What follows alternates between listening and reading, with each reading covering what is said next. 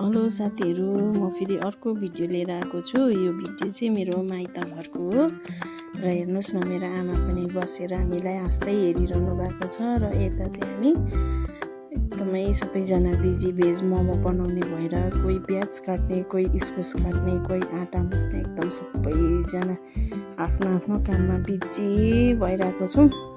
र उता फेरि हेर्नुहोस् न, मेरो भदैनीले मेरो सानो छोरालाई खाना खुवाउँदैछ। बिचरा भाइ चाहिँ गनगन गरिरहेको छ र पनि दिदीले दुःख सुख गरेर भए पनि खाना खुवाइरहेको छ। एकदमै फकाउँदै ओर्दै भए पनि उता दाजुले चाहिँ गिटार बजाउँदै रहेछ भाइलाई फकाउनुकै लागि।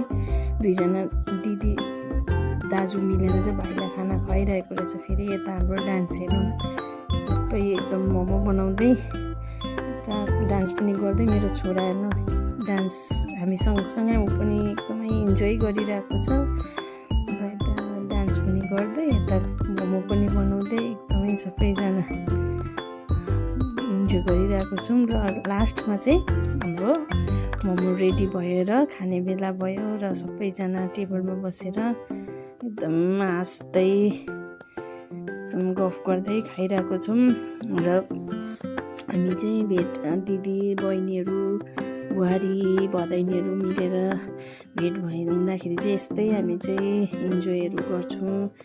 र मोमो पनि एकदमै टेस्टी भएको थियो, धन्यवाद हजुरहरूले।